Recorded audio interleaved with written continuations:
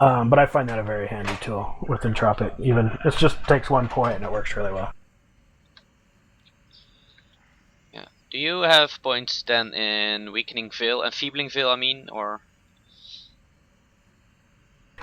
I have item from one of those grants. It's like a 17, I think, so it's not real high, but I have that because one of those things with those, they say damage rating, but it's not really damage rating. It's a flat damage. So because she's hitting so often with her dots and that chaotic hex that I showed you, each one of those is getting the flat damage, and I get it's not a ton. Amount. It's like 240 or something with what I got, but that all adds up with as many hits as she's getting a second. So Yes.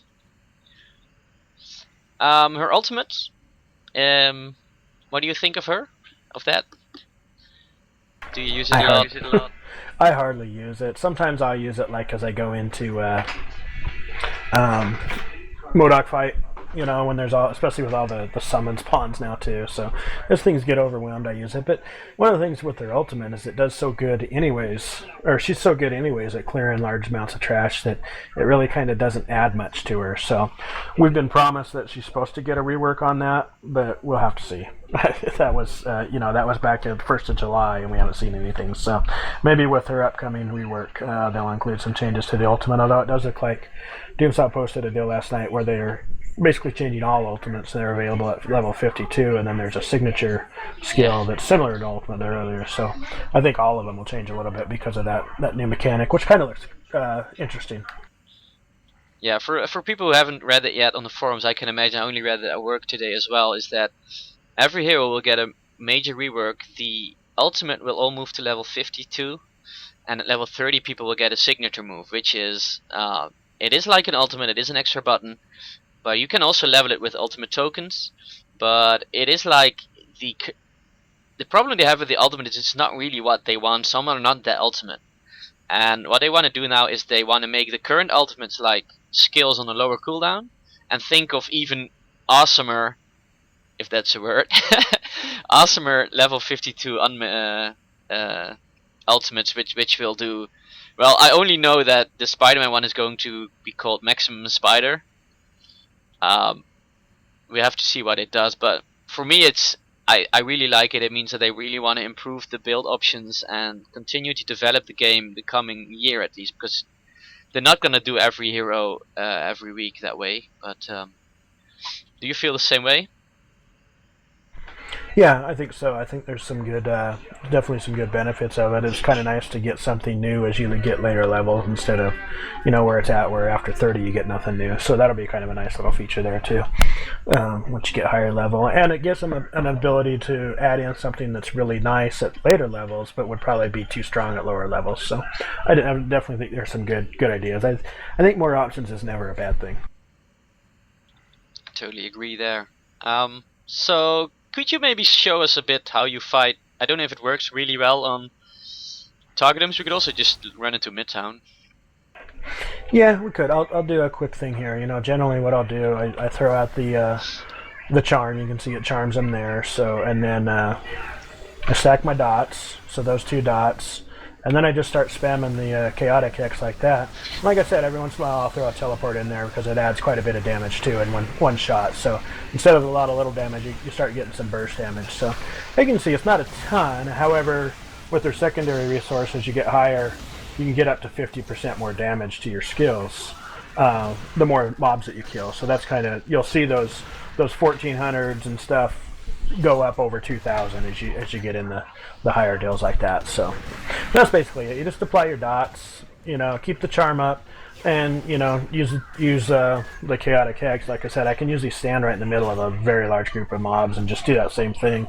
If it gets too hectic in a certain spot, I've got teleport to move everybody around, or just recast the bewitching hex. So. Yeah, that looks really good. Especially, I was thinking we could go to Midtown, but I won't see your damage numbers, so that won't really add much. I think this shows it quite well. Yeah. One thing, maybe go in and do an X defense level, or you'd have to switch heroes to something 60. But I got a 60. because you can kind of see really well. She's probably one of the best at soloing hex defense. Really, she's hard to beat, especially at early level. She can just do it on her own, real easy. I'll bring out my Emma and let's go there. It's gonna be fun. Okay. I don't know if you can, in the meanwhile, talk a bit about the gear. That would kind of be good to. Well, in general, you want to get her chaotic hex up as high as you can. That's pretty much the big thing. So you want a lot of skills on that, and if you use the gloves, you don't really get much with those. So then you got to make up for that with either helmet or boots to get you up there. But like I said, that because it scales also with a number of attacks get more as you get higher, as well as the damage. It's one of the best scaling skills in the game because it does that. Outside of that, I mean, you generally want a pretty high health pool because your defense isn't real great, and you want to be able to survive until you can get Ravenous up and start to just set. Phone ringing there a sec. But you want to get, you want to have a lot of health to be able to survive until Ravenous comes up. So that's kind of a big boost there. And but overall, she gears pretty easily. The unique gloves are really nice because they give you those summons, which can kind of keep some heat off you too. A lot of people, artifact-wise, I use the Advanced Crystal Cadaverous right now because it gives 5.5 Spirit when I hit with a basic attack, which, as I said, Chaotic Hex is still flagged as a basic, so you do get a lot of boost back out of that. I've also got... What medal do you use? Medallion, I use... I go back and forth. I use Doom a lot because Hell, Spirit, all that stuff's nice, damage rating. Once they get her fixed, I'll probably use the Wizard Medallion. A lot of heroes also use the Mandarin because there's so many attacks that she's getting and all the dots. The procs are really nice on that. I'm not really a proc type build kind of person, so I try to avoid a lot of that, but it is definitely pretty strong when you do get it. The Mandarin medal, what does it do different than last time? They upped it, right? What's that? The Mandarin medal, how did they improve it this time?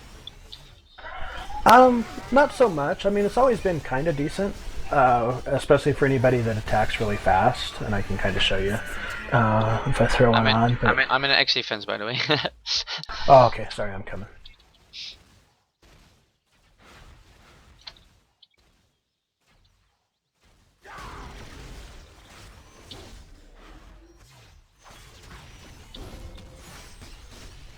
I was playing around in the stash.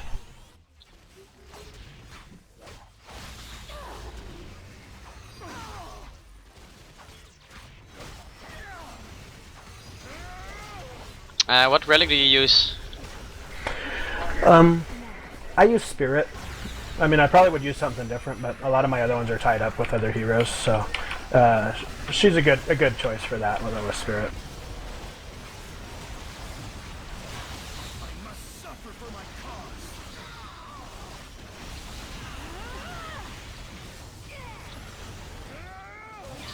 See, in my build I actually do have Confuse as well, so I can help out there. Yeah.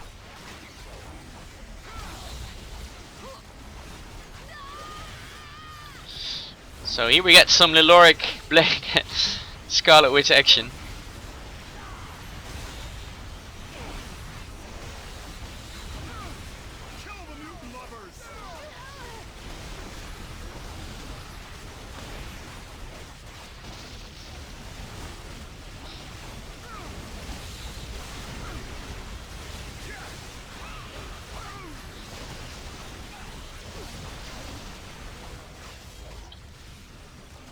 The first wave. Yeah. Custom efficacy. Let's go through the whole row. I use just damage rating. Damage rating is pretty much a go-to for most heroes. She also could get some benefit off maybe the defensive ones because she's pretty strong without the offense. But damage rating is pretty good for her. If I want more of a proc build, I might just go more defensive at that point. Yeah, and also lifesteal's still good, I assume. I actually don't even use lifesteal on her. She's got so much just from her. Like I said, they're ravenous. Although here I go, I'm gonna die. But see, once I get that up and I can start doing that, you'll see that I've refilled almost instantly just off that one skill. So especially in large groups like this, because I'm getting 250 every half second off every mob that I hit with it. So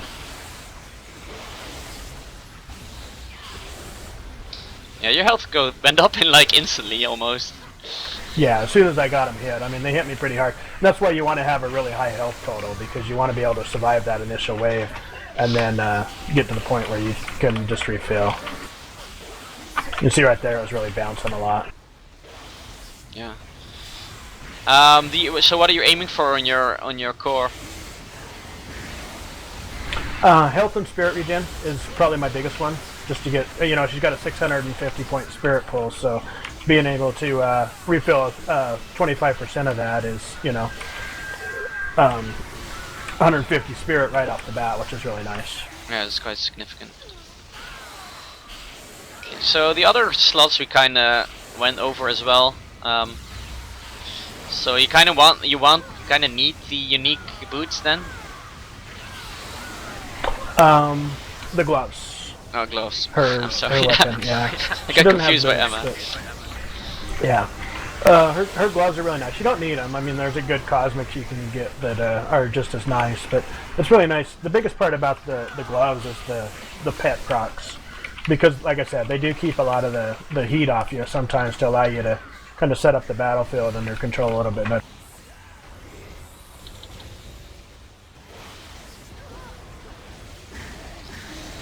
See where you are.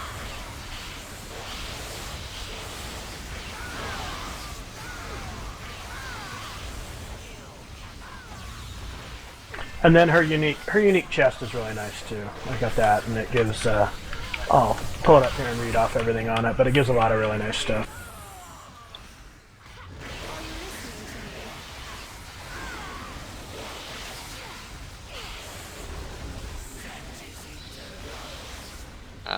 Do you have an insignia slot on her, and which one do you use?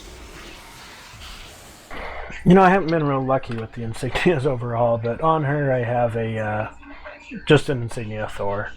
It just is a proc chance. So because she's hitting a lot, procs are always pretty good for her. Like I said, I'm not a huge proc guy, but that's a pretty good one. There's probably other ones. I think one thing I found with the insignias a lot of times, just the extra 2 benefits that come off of a like a purple are going to be better than the base benefit sometimes. So if you get good rolls on them, but they are kind of nice that they do for everybody too. So that's kind of a decent deal for most of them. Yeah. See right there, I've got Sentinel charmed, so he's just sitting there. Do they get unique after a certain amount, or doesn't it matter? They can just be. Can they be chain confused? Well, they have a period where they're immune, basically, from best I can tell. So he'll get to a point where he breaks it. That's why you want it to have it as long as you can, so that you have to land it a lot less. But they have their tenacity that can resist it. But I think there's a point where after getting hit with it, they have a spot where there's even less tenacity. So, or even less chance of it happening if they might be completely immune too. Okay, yeah.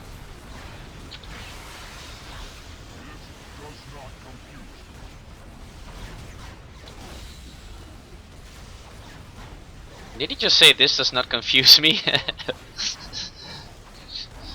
don't know if that was meant to be, but I don't know. I haven't turned down.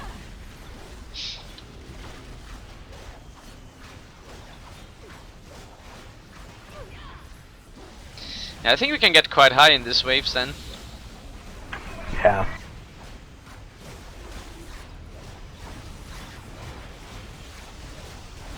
So are there still, well, if you're still playing Scarlet, what are you looking for? Where can you still find your improvements?